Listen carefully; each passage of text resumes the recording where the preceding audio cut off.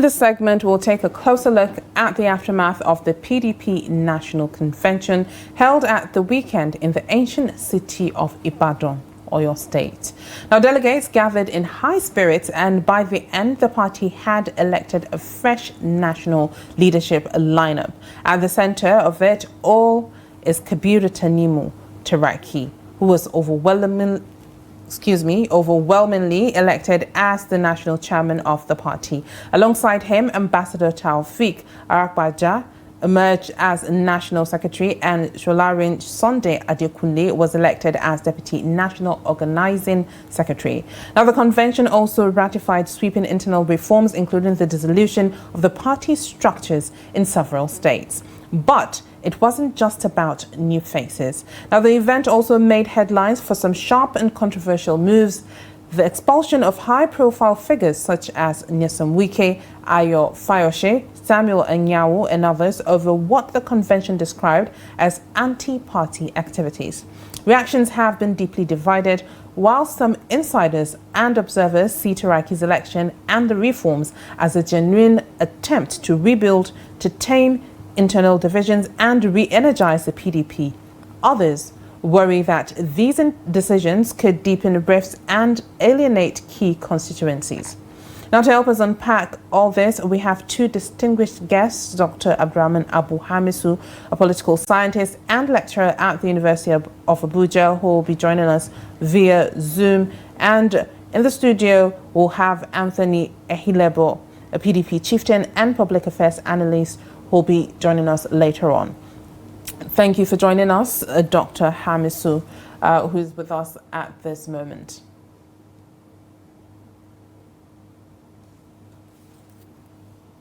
All right, do we have Dr. Hamisu with us? All right, good morning, Dr. Hamisu, and thank you for joining us. Let us start with, the overall overview of the convention. What do you make of, Taraki's victory at this point and the changes adopted at the convention? We have, the Taraki being the chairman of the PDP, as well as the expulsion of a faction in the PDP. And aside from that, we have other things as well that have been discussed. What is your take on it? Well, that Turaki as a march is not at issue. What is at issue is the capacity of the PDP to still convince Nigerians on one hand and convince the bigwigs in the party that have turned the party along their interest that has undermined the PDP ever since it lost power in 2015. Turaki is a non-face. He has participated actively in the PDP. He has participated in the PDP-led government under His Excellency former President Jonathan Goodluck. So we would say is an outsider. We won't say he's a new face. The only thing that will make us to refer to him as a new face is having assumed the office of the chairmanship of the PDP. That he has emerged shows that he has some significant support within the people that supported him to emerge as the chairman of the PDP. I will say that I know that he has a Herculean task to rebuild the party in terms of bringing the factions together and then ensuring that Nigerians will trust PDP as we go into the 2027 elections. I think the election is a departure from the past that is still haunting PDP, because if there was one thing that the PDP lacked from the very beginning, which was its greatest undoing, has been indiscipline. Is a party that cannot discipline its members. In everything is treated as family affairs, and this is what landed them into trouble. So we are praying, because we need a very formidable opposition party in Nigeria. And I want to congratulate PDP for, one, not allowing PDP to die. Secondly, for their refusal to merge with other parties to say that they want to chart a new course. So it is now left for them to convince Nigerians that they are the oppositions that they are the opposition party that Nigeria needs, and the Nigerians could invest their trust in the PDP going forward.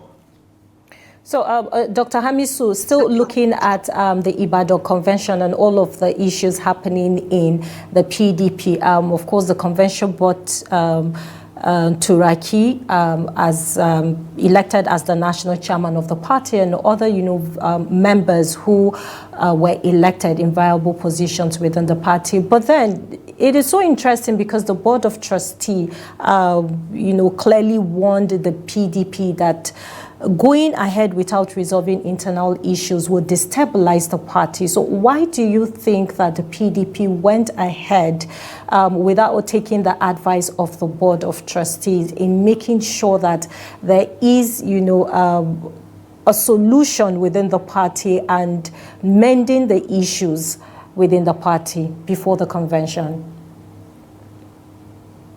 You see, unfortunately, no matter how you look at it, PDP was not going to resolve its internal crisis easily. It's not something of one day.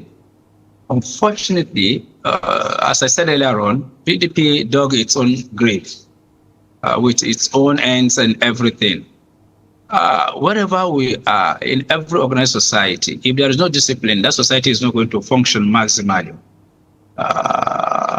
What is happening is the PDP has allowed itself to be dragged along personal lines.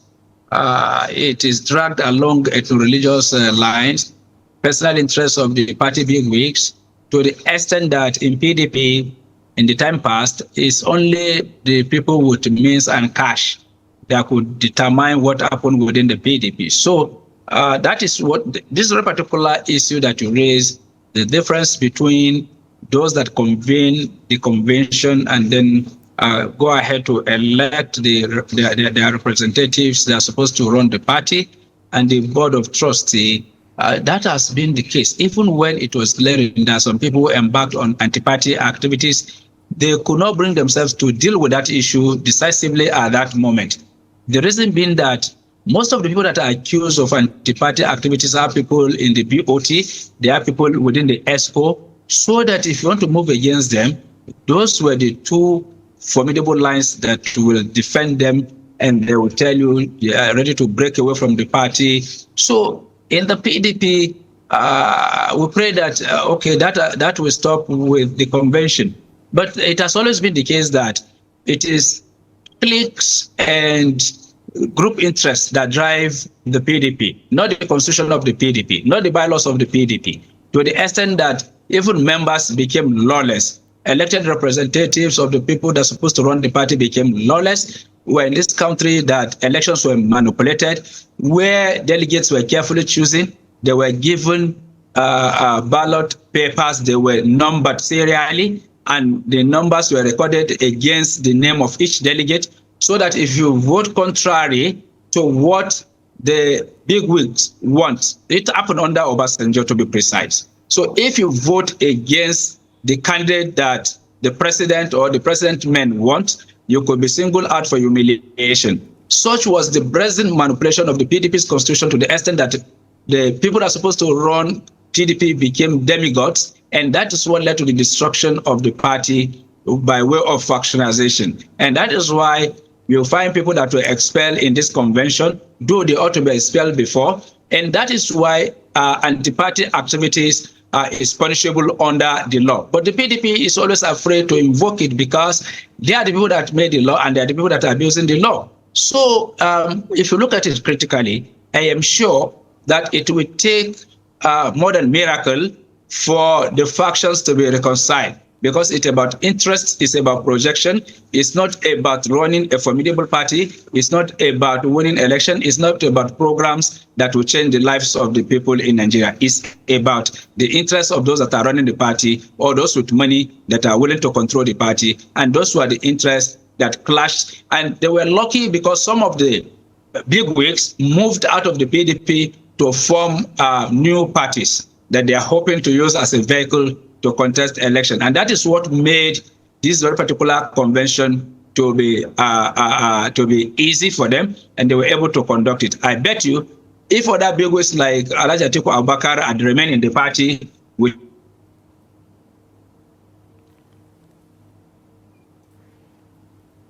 Hello, Dr. Hamisu, are you there? All right, I believe we've lost our guest at this moment. We'll get him back. All right, we have our guest back. Dr. Hamisu, are you with us? Yeah, can you hear me? Yes. All right. Now, Dr. Hamisu, looking at the power dynamics at the convention at this point, we saw all that happened at the convention in Ibadan. There's been issues when it came to, the court orders in the convention itself, and aside from that, the internal crisis, the factions, and after that, we have, a back and forth when it came to the chairmanship or the contesting of a chairmanship in the PDP. So, as a political scientist, do you think that the convention was more of a unifying event or a power grab masked as a reconciliation at this point? Well, I must say that the process of producing the chairman of any party in Nigeria is not always easy because that is the big masquerade in the house. And almost everybody is always invested in who becomes the chairman, including the opposition parties, whether they are the ruling parties or opposition party.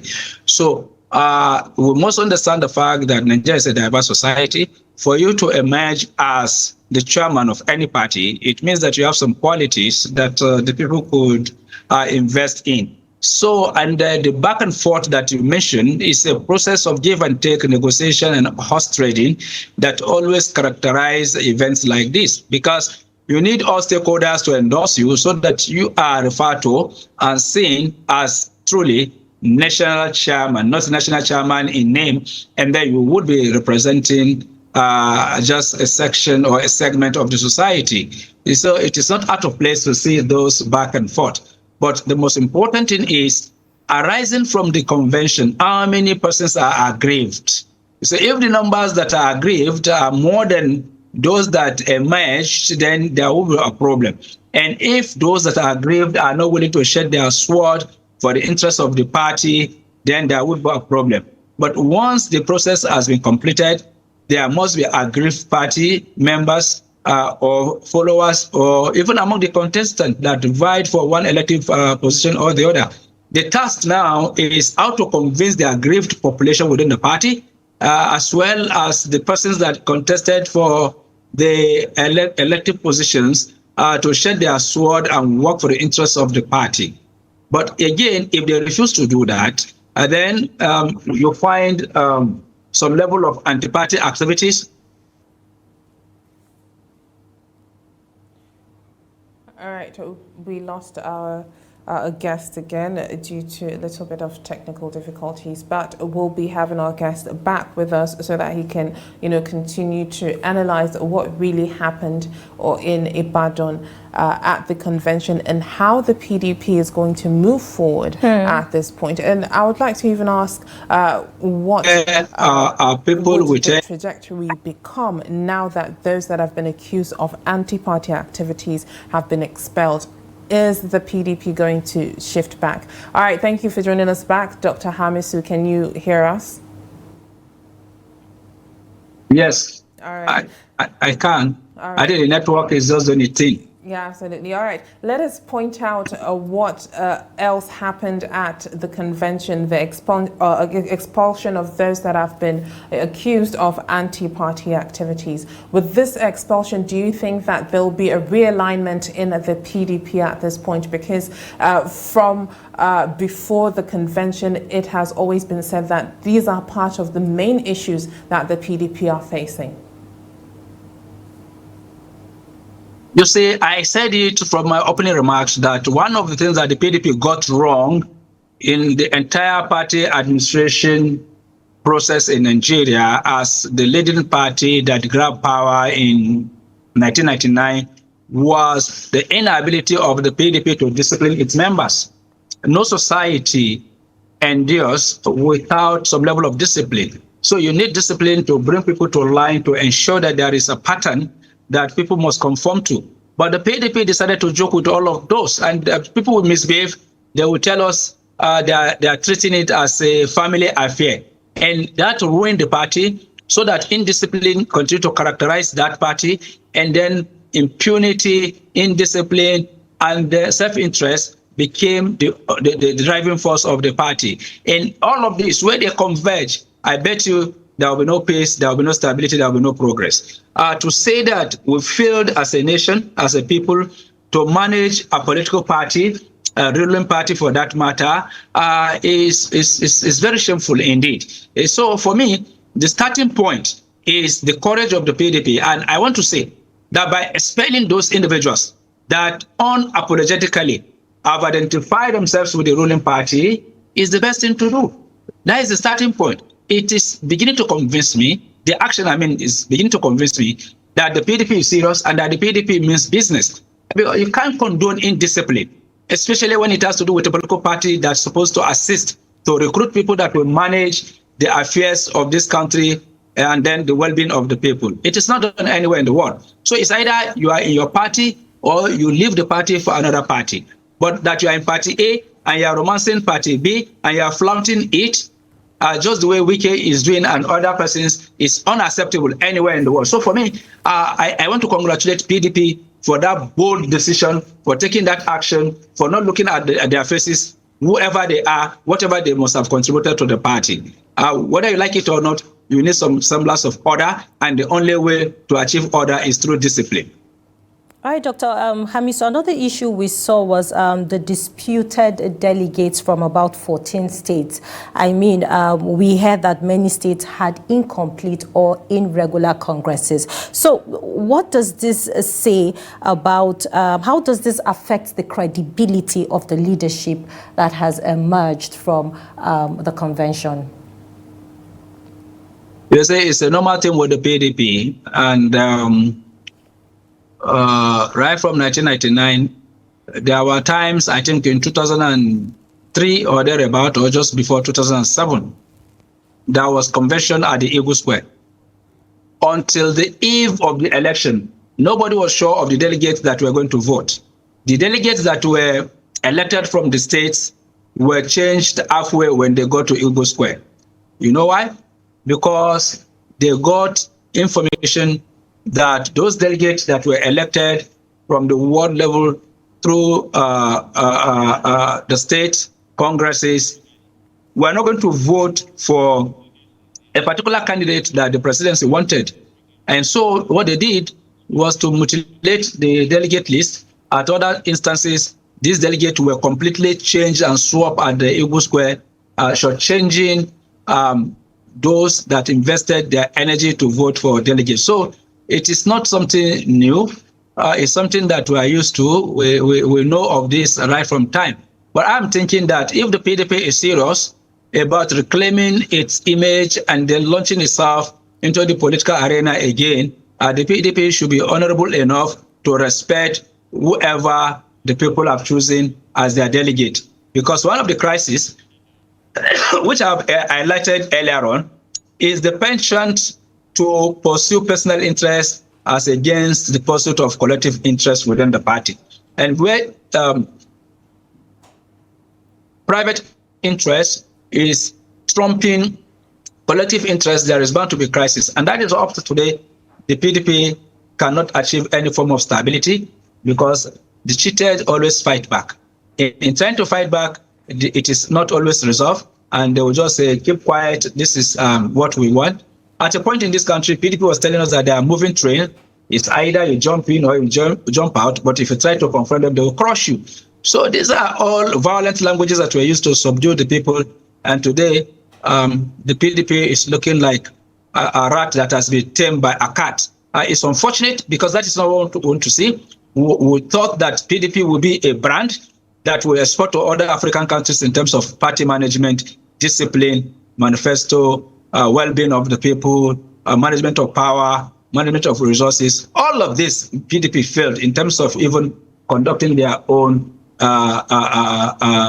convention. I think this is the first time that I'm seeing a convention that is a little bit rancor-free compared with what we used to witness before. And that you're talking about free states where delegates were changed. At other times, almost all the delegates will be changed because they will not allow the people's choice to prevail. It is the choice of the clique that are running the party or the presidency that will decide who you are going to vote, and you must vote for them. So it is not something new. It's not something new. All right. Thank you so much, Dr. Hamisu, for your contribution on, the PDP convention and highlighting a lot of things that the PDP has gone in and making us understand the dynamic as well.